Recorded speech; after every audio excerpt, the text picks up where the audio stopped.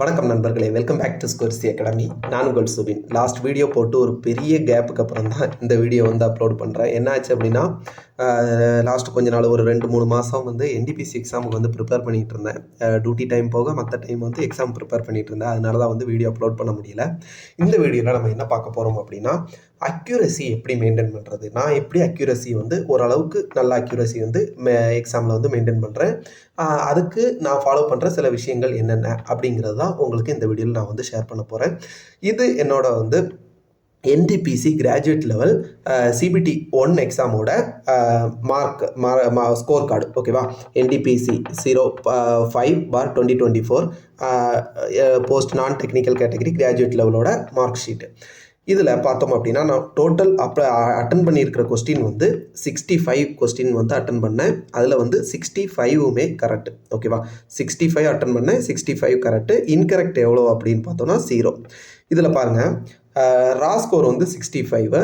நமக்கு நார்மலைசேஷன் ஆனதுக்கப்புறம் 71.3448 வந்திருக்குது. இதுக்கு காரணம் என்ன அப்படின்னா, அங்கே அக்யூரசி மெயின்டைன் பண்ணது தான் இதுக்கு முக்கியமான காரணம். அதுக்கப்புறம் பெர்சன்டைல் பாருங்கள், 98.51 98.51 பெர்சன்டைல். இது வந்து ரொம்ப நல்ல பெர்சன்டைல். இதில் இப்போ நம்ம வந்து அட்டம்ப்ட் கம்மியாக இருக்குது, நம்ம வந்து 100க்கு 65 கொஸ்டின் தான் போட்டிருக்கிறோம். அப்போது இதில் சிபிடி 1 கிளியர் பண்ணுறதே கஷ்டமாயிரும் அப்படின்னு சொல்லி நம்ம வந்து இன்னும் ஓரளவு தெரிஞ்ச கொஸ்டின் எல்லாம் டச் பண்ணி ஒரு 75 அந்த அளவுக்கு கொண்டு வந்துடுவோம், அட்டம்ப்ட் இன்க்ரீஸ் பண்ணுவோம் அப்படின்னு கொண்டு வந்திருந்தேன் அப்படின்னா நெகட்டிவில் போயிருக்கும். நெகட்டிவில் போயிருந்தால் கண்டிப்பாக இந்த இது சிபிடி 1 வந்து கிளியரே ஆகிருக்காது. ஓகேவா? அப்போது இதில் இவ்வளோ அக்யூரசி. இது வந்து இந்த அளவு 100% அக்யூரசி வர்றதுக்கு காரணம் வந்து கண்டிப்பாக இது என்னோட என்னோட ஸ்கில் மட்டும் காரணம் அப்படின்னு நான் வந்து சொல்ல முடியாது. ஓகேவா?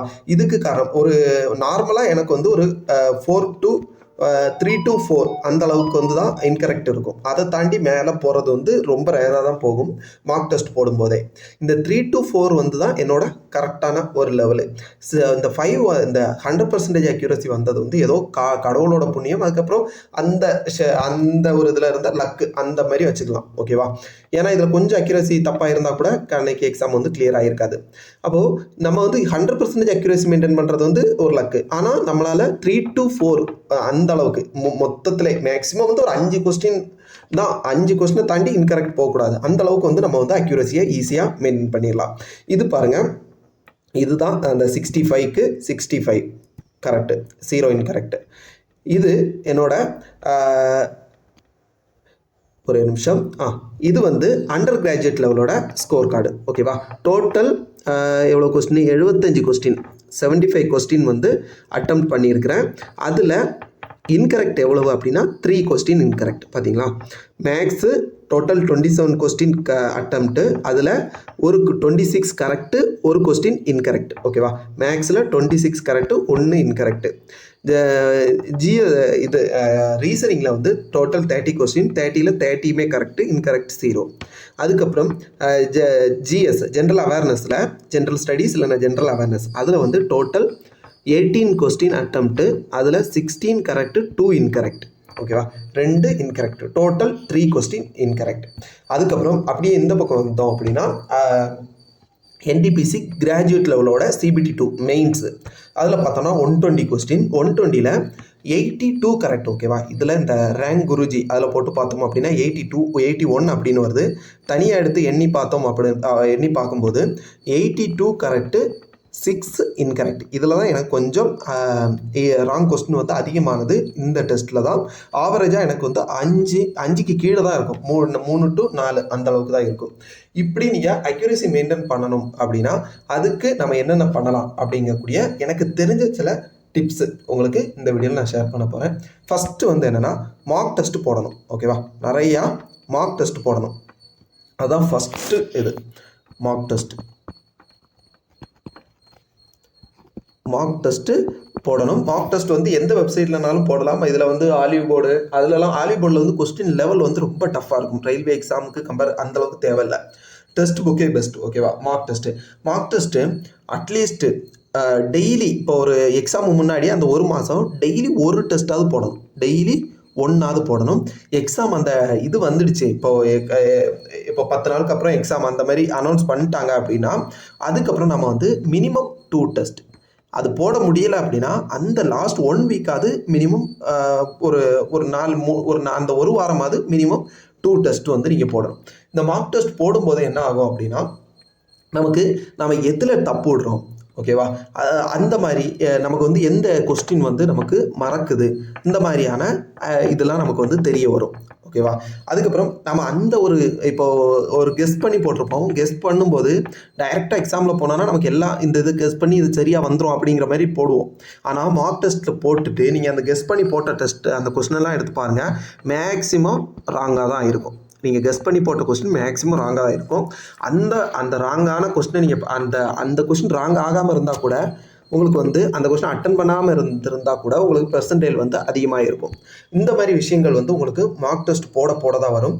அதுக்கப்புறம் மார்க் டெஸ்ட் போடும்போது தான் உங்களுக்கு வந்து நம்ம எந்த இடத்துல திணறோம் அப்படிங்கிறதெல்லாம் உங்களுக்கு இதில் தான் உங்களுக்கு தெரிய வரும். அதுக்கப்புறம் எந்த டாபிக் படிக்கணும் அந்த மாதிரி விஷயங்கள் எல்லாமே மார்க் டெஸ்ட்டில் வரும். மார்க் டெஸ்ட் போட்டால் தான் உங்களுக்கு அக்யூரசி மெயின்டைன் பண்ண முடியும். அதுக்கப்புறம் செகண்ட் வந்து என்னென்னா அக்யூரசி மெயின்டைன் பண்ணுறதுக்கு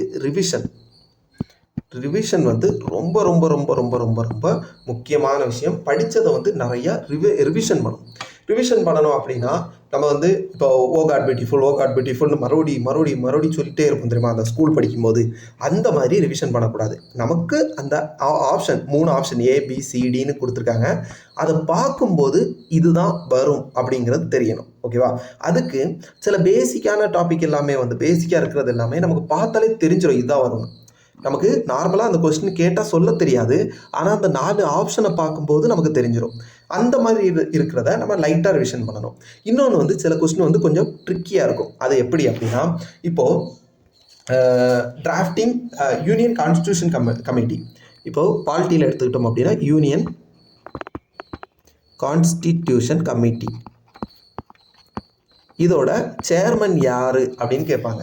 நாம் இதை கரெக்டாக ரிவிஷன் பண்ணலைன்னா நம்ம வந்து கான்ஸ்டியூஷன் கமிட்டின்னு வந்த உடனே நம்ம என்ன போட்டுருவோம்னா அம்பேத்கர் அப்படின்னு போட்டுருவோம். இது ரிவிஷன் பண்ணலைன்னா. இதோட யூனியன் கான்ஸ்டியூஷன் கமிட்டியோட சேர்மன் யார் அப்படின்னா ஜவஹர்லால் நேரு. இது டிராஃப்டிங் கமிட்டியோட சேர்மன் தான் யார், டிராஃப்டிங் கமிட்டியோட சேர்மன் ஹெட் தான் யார் அப்படின்னா அம்பேத்கர். இந்த மாதிரி விஷயங்கள் நம்ம ரிவிஷன் பண்ணலைன்னா தப்பு விடுவோம். அதுக்கப்புறம் இன்னொரு கொஸ்டின் பாருங்கள். இந்த டிராஃப்டிங் கமிட்டி ஃபார்ம் பண்ண டேட் என்ன? 29 ஆகஸ்ட் 1947. கான்ஸ்டியூஷன் அசம்பிளி ஃபார்ம் பண்ண டேட் என்னன்னா 6 டிசம்பர் 1946. இந்த மாதிரி விஷயங்கள் வந்து நமக்கு கன்ஃபியூஷன் ஆகும். இந்த பயாலஜி எடுத்துக்கிட்டோம்னா டிசீஸ் ரொம்ப ரொம்ப முக்கியம். அதில் கன்ஃபியூஷன் வரும். ஜஸ்ட் எக்ஸாம்பிள் சொல்கிறேன், ஓகேவா. எந்த மாதிரி விஷயங்களும் உங்களுக்கு கன்ஃபியூஷன் வரும். இது உங்களுக்கு வேறு டாபிக் வந்து சேஞ்ச் ஆகலாம். அந்த இதை எப்படி ரிவிஷன் பண்ணணும் அப்படிங்கிறதுக்காக சொல்கிறேன், ஓகேவா. இப்போது இந்த மலேரியா டைஃபாய்டு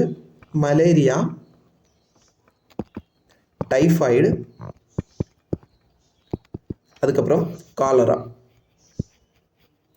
இது எல்லாமே நீங்கள் ஆல்ரெடி படிச்சிருப்பீங்க. இந்த நோய் இந்த இதால் வருது, பாக்டீரியாவால் வருது, புரோட்டோசோவால் வருது, இல்லை வைரஸால் வருது அப்படிங்கிறது நீங்கள் படிச்சிருப்பீங்க. ஆனால் நீங்கள் ரிவிஷன் பண்ணியிருக்க மாட்டீங்க. அங்கே போய் என்ன ஆகும் அப்படின்னா இந்த மலேரியா எதால் வருது, காலரா எதால், இப்போ எய்ட்ஸ் எதால் வருதுன்னா நமக்கு தெரியும், அது வைரஸ் அப்படிங்கிறது நமக்கு தெரியும். அப்படின்னு எய்ட்ஸ் வைரஸ், இது சின்னம்மை பெரியம்மை, ஸ்மால் பாக்ஸ், சிக்கன் பாக்ஸ், இதெல்லாம் வந்து வைரஸால் வருது அப்படிங்கிறது நமக்கு தெரியும். அதை வந்து நம்ம லைட்டாக ரிவிஷன் பண்ணால் போதும். இந்த மாதிரி மலேரியா, டைஃபாய்டு, காலராங்கிறது நமக்கு கன்ஃபியூஷன் ஆகும். இது புரோட்டோசோவாவில் வருதா இல்லைன்னா இதால் வருதா, புரோட்டோசோவா இல்லைன்னா பாக்டீரியாவால் வருதாங்கிறது நமக்கு அடிக்கடி கன்ஃபியூஷன் வரும். இந்த மாதிரி இதை நம்ம கொஞ்சம் நல்லா ரிவிஷன் பண்ணணும். ரிவிஷன் எப்படி பண்ணணும்? இப்போது டைஃபாய்டு, காலரா இது எதால் வருது அப்படின்னா பாக்டீரியாவால் வருது. மலேரியா வந்து புரோட்டோசோவாவால் வருது. புரோட்டோசோவாவில் எந்த புரோட்டோசோவானா பிளாஸ்மோடியம் அப்படிங்கக்கூடிய ஒரு புரோட்டோசோவாவில் வருது. இதை நம்ம ஞாபகம் வச்சுக்கிறதுக்கு இந்த இதை ரிவிஷன் பண்ணும்போது கொஞ்சம் டீப்பாக பார்த்துட்டு போகணும். டீப்பாக பார்க்குறது எப்படி? நீங்கள் வந்து அதுக்கு ஏதாவது ஒரு கோடு வேர்டு வச்சுக்கலாம். இப்போது ஒருத்தன் வந்து டைட்டாக, இப்போ நம்ம சண்டை போடும்போது சண்டை ஏதாவது வந்துட்டு அப்படின்னா நம்ம என்ன பண்ணுவோம், டக்குன்னு காலரை பிடிப்போம் தானே. அப்போது டைட்டாக காலரையும் பேக்கெட்டையும் பிடிச்சிருதான் அப்படின்னு நம்ம வந்து ஞாபகம் வச்சுக்கலாம். அப்போ பாக்டீரியா, பாக்கெட்டுங்கிறது பாக்டீரியா, டைட்டா காலரா, டைஃபாய்டு காலரா, அப்போ டைஃபாய்டும் காலராவும் பாக்டீரியாவால் வருது. இப்படிங்கிற மாதிரி ஏதாவது கோடு வேர்டு நீங்கள் மறுபடியும் படித்து கூட ஞாபகம் வச்சுக்கலாம், இல்லைனா வந்து ஈஸியாக இந்த மாதிரி கோடு வேர்டை வச்சு ஞாபகம் வச்சுக்கலாம். அதே மாதிரி புரோட்டோசோவா, புரோட்டோ சாப்பிட மலை ஏறி போக வேண்டி இருக்குது அப்படிங்கிற மாதிரி ஏதாவது கோடோட வச்சுக்கலாம். இன்னொன்று வந்து ஃப்ளெமிங்கோட இப்போ ஜென்ரேட்டரில் ஃப்ளெமிங்கோட ரைட் ஹேண்ட் ரூலா லெஃப்ட் ஹேண்ட் ரூலா, மோட்டாரில் ஃப்ளெமிங்கோட ரைட் ஹேண்ட் ரூலா லெஃப்ட் ஹேண்ட் ரூலா. இது வந்து நீங்கள் படிச்சிருப்பீங்க, ரிவிஷன் பண்ணாமல் இருக்கும்போது இது மறந்துடும். கரெக்டாக நீங்கள் ஆப்ஷனில் பார்க்கும்போது லெஃப்ட் ஹேண்ட் ரூலும் இருக்கும், ரைட் ஹேண்ட் ரூலும் இருக்கும். அப்போ உங்களுக்கு என்ன அப்படிங்கிறது அங்கே கன்ஃபியூஷன் வந்து, அப்போ ரெண்டில் ஏதாவது ஒன்று டச் பண்ணுவோம் அப்படின்னு டச் பண்ணுவீங்க, அதில் தான் நமக்கு வந்து எரர் வரும். ஓகேவா, ராங் கொஸ்டின் வரும். அப்போ இந்த மாதிரி விஷயத்தை நம்ம ஞாபகம் வைக்கிறதுக்கு ஏதாவது கோடு வேர்டு. இப்போ ஜென்ரேட்டரில் பாருங்கள் 2 R இருக்குது, இங்கே ஒரு R இருக்குது, இங்கே ஒரு R இருக்குது. ரைட் ஹேண்ட் ரூல், ஃப்ளெமிங்கோட ரைட் ஹேண்ட் ரூல், ஒரு R இருக்குது. மோட்டார், ஃப்ளெமிங்கோட லெஃப்ட் ஹேண்ட் ரூல், இதில் வந்து ஆரே இல்லை. அப்போது ஆர் அதிகமாக இருக்கிறதுக்கு இப்போ ஜென்ரேட்டரில் 2 R இருக்குது. அப்போ இது மோட்டாரில் பார்த்தா ஒரே ஒரு R இருக்குது. அப்போ இங்கே 2 R இருக்கிறதுக்கு R வரக்கூடிய ரைட் வரும், R கம்மியாக இருக்கிறதுல R வராத ஒரு லெஃப்ட் அப்படிங்கக்கூடிய வேர்டு வரும். இப்படி நீங்கள் படிக்கக்கூடிய ஒரு டாப்பிக்கும் உங்களுக்கு கன்ஃபியூஷன் வரக்கூடியதை ஏதாவது ஒன்று நுணுக்கமாக வச்சு ஞாபகம் வச்சுக்கணும். ஓகேவா, இப்படி இருந்தால் நமக்கு வந்து இன்கரெக்ட் வரக்கூடிய கொஸ்டினை வந்து தடுக்கலாம். முக்கியமானது என்னென்னா ரிவிஷன் தான் முக்கியமானது. அதுக்கப்புறம் என்ன பண்ணக்கூடாது அப்படின்னா கெஸ் பண்ணக்கூடாது. இப்போ உங்களுக்கு தெரியவே இல்லை அப்படின்னா அதை விட்டுட்டு தூர போயிடணும். இதுதான் வரும், இல்லைன்னா உங்களுக்கு எங்கேயோ படித்த ஞாபகம் இருந்தால் கூட பரவாயில்ல. அப்படி இல்லாமல் நீங்கள் பொதுவாக எங்கேயோ கேட்ட ஞாபகத்தெல்லாம் வச்சுட்டு இதுதான் வரும், இந்த ஏ இல்லைன்னா பி, இதில் 2ல் ஏதாவது ஒன்று தான் வரும்னு போடுவீங்க, அது வந்து தப்பாயிரும். அதுக்கப்புறம் வேறு என்னது, கட் ஆஃப், முக்கியமானது கட் ஆஃப். ஃபஸ்ட்டே சொன்னேன், கட் ஆஃபை பொறுத்து இப்போ நான் ஃபஸ்ட்டு சொன்ன மாதிரி நான் வந்து 65 கொஸ்டின் தான் அட்டன் பண்ணியிருக்கிறேன்.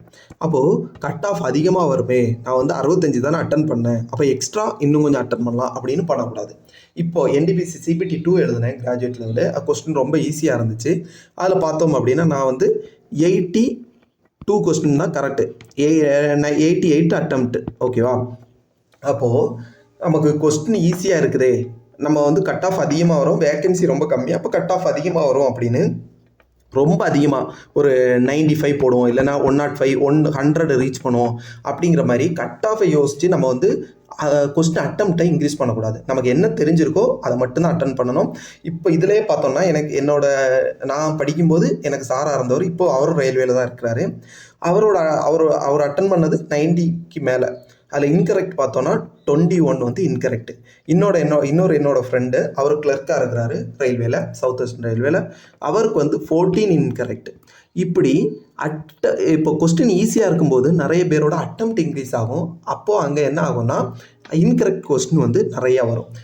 கடைசி பார்த்தோம் அப்படின்னா இப்போ நம்ம ஒழுங்காக ஒரு 85 கரெக்டாக 85 கரெக்டாக போட்டிருந்தோம், இல்லை ஒரு 84 எடுத்திருந்தாலே கட் ஆஃப் அங்கே கிளியர் ஆயிரும். நம்ம கொஸ்டின் ஈஸியாக இருக்குது, எல்லாரும் நிறைய போட்டுருவாங்க, நம்ம இன்னும் கொஞ்சம் எதை கெஸ் பண்ணி போடுவோம் அப்படின்னு போட்டோம் அப்படின்னா நமக்கு நெகட்டிவ் மார்க்கில் போயிடும். அப்போது ஃபஸ்ட்டு என்ன பண்ணணும், மார்க் டெஸ்ட் நிறையா போடணும், 2வது ரிவிஷன் நிறையா பண்ணியிருக்கணும். அடுத்து வந்து அங்கே டெஸ்ட்டில் போய் உட்காந்துக்கிட்டு கெஸ் பண்ணிகிட்டு இருக்கக்கூடாது, 3ல் நான் இதுதான் வரும் அதுதான் வரும்னு கெஸ் பண்ணி கொஸ்டினை போடவே கூடாது. அடுத்து டெஸ்ட் நடந்துட்டு இருக்கும்போது அங்கே உட்காந்து கட் ஆஃபை பற்றி யோசித்து அட்டம்ப்டை இன்க்ரீஸ் பண்ணணும் அப்படின்னு போகக்கூடாது.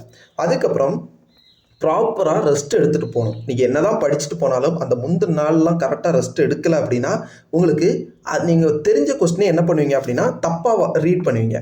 அதுக்கு நான் எக்ஸாம்பிள் சொல்கிறேன் பாருங்கள். இந்த கொஸ்டின் ஒரே நிமிஷம், இந்த கொஸ்டினை பாருங்கள். ராஷ் பிகாரி போஸ் வந்து எந்த ஐஎன்சியில் ஹெட்டாக இருந்தார், ஐஎன்சி மீட்டிங் ஹெட்டாக இருந்தாருன்னு கேட்டிருந்தாங்க.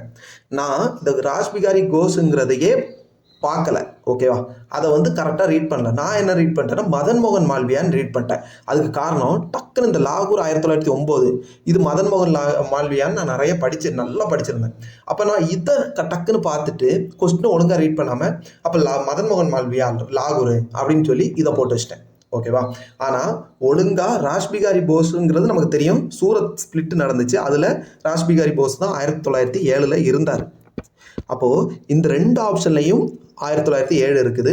அப்போது இது தெரியலனா கூட இப்போ மெட்ராஸ் தெரியலை, மெட்ராஸ் 1908 தெரியலை, இப்போ கல்கத்தாவா இல்லைன்னா மெட்ராஸான்னு டவுட் இருக்குன்னா கூட அப்போ நமக்கு இந்த ரெண்டில் ஏதாவது ஒரு ஆப்ஷன் தான் வரும் அப்படின்னு நினச்சி நம்ம வந்து அட்லீஸ்ட் டச் பண்ணாமல் போயிருப்போம். அப்போ என்ன ஆயிருக்கும், இன்கரெக்டாவது வராமல் இருந்திருக்கும். அப்போ அங்கே என்ன காரணம், நான் வந்து கொஸ்டினை ஒழுங்காக வாசிக்காதது தான் காரணம். வாசிச்சு இருந்தால் அட்லீஸ்ட் இந்த கொஸ்டின் ஒழுங்காக இதுன்னு போட்டிருப்பேன், இல்லைன்னா இந்த 2 ஆப்ஷனில் தெரியாது அப்படின்னா அட்டன் பண்ணாமல் போயிருக்கலாம். அப்போது நீங்கள் வந்து அந்த ஒரு ப்ராப்பரான ரெஸ்ட்லாம் எடுக்காமல் போனீங்கன்னா அங்கே போய் உங்கள் மண்டை இப்படி தான் வேலை பார்க்கும். எப்படி வேலை பார்க்கும், டக்குன்னு பதட்டத்தில் ஏதாவது ஒன்று போடுறது, இல்லைன்னா ஒழுங்காக அந்த கொஸ்டினை கரெக்டாக அப்சர்வ் பண்ணாமல் போடுறது, இந்த மாதிரியான பிரச்சனைகள் வரும். அடுத்து இந்த கொஸ்டின் பாருங்கள். இது நான் சொன்ன தெரியுமா, நம்ம கெஸ் பண்ணி போடுறது. இது கெஸ் பண்ணதில் வந்தது தான். என்னென்னா, நம்ம கால்சியம் கார்பனேட்டை ஒரு மாணவர் கால்சியம் கார்பனேட்டில் நீர்த்த HCl சேர்க்கிறார். கால்சியம் கார்பனேட்டில் HCl ஹைட்ரோக்ளோரிக் ஆசிடை சேர்க்கும்போது என்ன இது உருவாகும் அப்படின்னு கேட்டிருக்காங்க. நான் இதை எப்படி கெஸ் பண்ணேன் அப்படின்னா, நம்ம 12th படிக்கும்போது ஒரு லேபில் ஒரு எக்ஸ்பெரிமெண்ட் செஞ்சுருப்போம். அது எந்த கெமிக்கலுக்கு ஊற்றணும்லாம் ஞாபகம் இல்லை, ஆனால் ஒரு இந்த அழுகுன முட்டை ஸ்மெல் வரும். அப்போது அதை வச்சுட்டு இந்த கடுமையான வாசனை உணரப்பட்டதுன்னு அதை போட்டு வச்சிட்டேன். அப்போது இதாக இருக்கலாம் அப்படின்னு கெஸ் பண்ணேன். இதெல்லாம் வந்து ஒரு குருட்டு கெஸ்ஸு. இந்த கெஸ்ஸு பண்ணவே கூடாது. அப்படி பண்ணால் தப்பு தான் ஆகும். ஓகேவா? ஓரளவு அட்லீஸ்ட் இந்த கொஸ்டின் கூட நீங்கள் கெஸ் பண்ணி போடலாம். எந்த கொஸ்டினுக்கு, இந்த ராஷ்பிகாரி போஸுக்கு 1907 சூரத் ஸ்பிரிட்னு தெரியும், 2 ஆப்ஷன் இருக்குது. அப்போ 2ல் ஏதாவது ஒன்று வரும் அப்படிங்கிறது கூட போடலாம். ஆனால் இந்த மாதிரியான கெஸ்ஸை பண்ணவே கூடாது. இந்த அழுகின முட்டை வாசனை வரும், அது எது அட்லீஸ்ட் கால்சியம் கார்பனேட்டில் நான் அப்படின்னு ஒன்று ஞாபகம் இருந்து இந்த அழுகின முட்டை வாசனையும் ஞாபகம் இருந்தால் போட்டிருக்கலாம். இல்லைன்னா HCl ரிலேட்டடாக அழுகின முட்டை வாசனை வரும் அப்படிங்கிறது ஞாபகம் இருந்தால் போட்டிருக்கலாம். இந்த 2 சேர்த்தா வரணும்னு தெரியலனா கூட இதில் ஏதாவது ஒன்று நம்ம பண்ணும்போது இந்த அழுகின முட்டை வாசனை வந்திருந்தால் நம்ம இந்த ஆப்ஷனை சூஸ் பண்ணியிருந்தா கூட ஓகே. ஆனால் இந்த 2 கெமிக்கல் நேபுமே எக்ஸ்பெரிமெண்ட் பண்ணமான்னு ஞாபகம் இல்லை. ஆனால் அந்த அழுகின முட்டை வாசனை வர்றது மட்டும் ஞாபகம் இருந்துச்சு. அதை வச்சு நான் இதை போட்டேன், தப்பாக போயிடுச்சு. இந்த மாதிரி கெஸ் வந்து நீங்கள் பண்ணவே கூடாது. அதுக்கப்புறம் இந்த கரெக்டாக ரிவிஷன் பண்ணணும்னு சொன்ன தெரியுமா, அதுக்கு இந்த கொஸ்டின் வந்து ஒரு எக்ஸாம்பிள் பாருங்கள். பிரைம் மினிஸ்டர் நரேந்திர மோடிக்கு வந்து சைப்ரஸில் ஒரு அவார்டு கொடுத்துருப்பாங்க. அது என்ன அவார்டுன்னு கேட்டிருந்தாங்க. நான் இது படிக்கும்போதே எனக்கு தெரியும், இந்த மேக்ரோஸ் 3 அப்படின்னு ஒரு நம்பர் கொடுத்துருக்காங்க. அப்போ இந்த 3ல் தான் ஏதாவது ட்விஸ்ட் வைப்பாங்கன்னு தெரிஞ்சு நான் அந்த 3ங்கிறது நல்ல ஞாபகம் வச்சிட்டேன். ஆனால் இந்த கிராண்ட் காலரா இல்லை கிராஸாங்கிறது இப்படி இதில் ட்விஸ்ட் வைப்பாங்கன்னு நினைக்கல. ஓகேவா? என்னது லட்டில் வச்சேன்னு நினச்சியா, நட்டில் வச்சேன்னு சொல்லுவாங்க. அந்த மாதிரி நான் வந்து இந்த மார்க்கோஸ் 3ல் வைப்பாங்க ட்விஸ்ட்னு நினச்சி படிக்கும்போது இதோ கொஞ்சம் நல்லா பார்த்துட்டு போனேன். ஆனால் இந்த காலரை பார்க்கல. அதுக்கப்புறம் இந்த இதை இன்னும் கொஞ்சம் ரிவிஷனும் பண்ணியிருந்தா கூட இந்த ஒரு 2 நாளைக்கு முன்னாடி இந்த கர்னவிஸ் ரிவிஷன் பண்ணியிருந்தா கூட இதை போட்டிருக்கலாம்.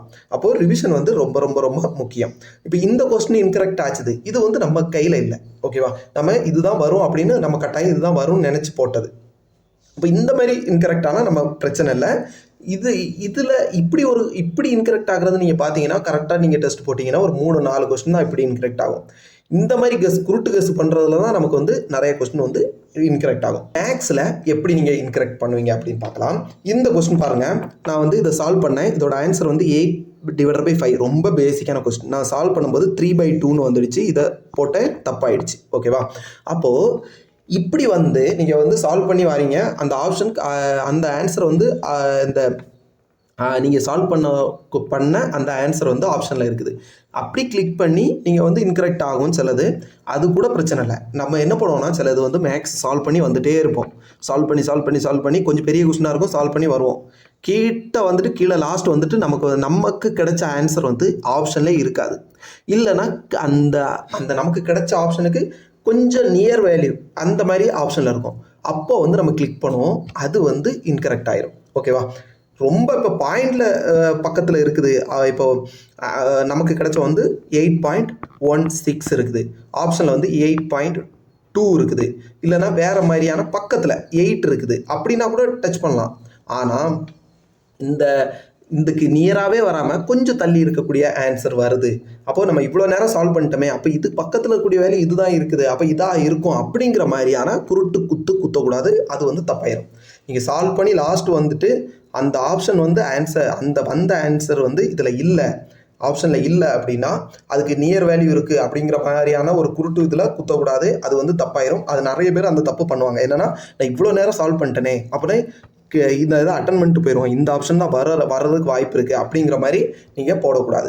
அதுக்கப்புறம் இந்த மாதிரி இப்போ நான் பண்ணியிருக்கிற மாதிரியான தப்பு வந்து வரும். அது மேக்ஸில் 1-2 எப்போவாது வர வாய்ப்பு இருக்குது. எப்படின்னா நமக்கு கிடைச்ச ஆன்சர் கரெக்டாக ஆப்ஷனில் இருக்கும், அதில் நமக்கு ஏதாவது ஒரு தப்பு வர்றதுக்கு வாய்ப்பு இருக்குது. அது பிரச்சனை இல்லை. நம்ம இப்படி வர்ற இன்கரெக்ட்னால வரக்கூடியது ஒரு 1-2 தான் வரும். ஆனால் நான் சொன்ன மாதிரி கீழே லாஸ்ட் சால்வ் பண்ணி வந்துட்டு அதில் ஆன்சர் கிடைக்காம கெஸ் பண்ணி இதில் குத்துறது வந்து கண்டிப்பாக தப்பாயிரும். ஓகேவா? அப்போது இன்னொன்று வந்து காம் மைண்டாக இருக்கணும். இதில் காம் மைண்டு எப்போ பிரச்சனை வரும் அப்படின்னா, நம்ம டெஸ்ட் போட்டுகிட்டே இருப்போம், அப்போ பார்த்து ஒருத்தர் வந்து இந்த கேமராவை தூக்கிட்டு வந்து நம்மக்கிட்ட நிற்பாங்க, அந்த டேபை தூக்கிட்டு வந்து ஃபோட்டோ எடுக்கணும், சீல் வைங்க, இந்த இது கைரக வைங்க, சைன் வைங்கன்னு. அப்போ நமக்கு இரிட்டேட் ஆகி நம்ம மைண்டு வந்து கொஞ்சம் டைவர்ட் ஆகும்.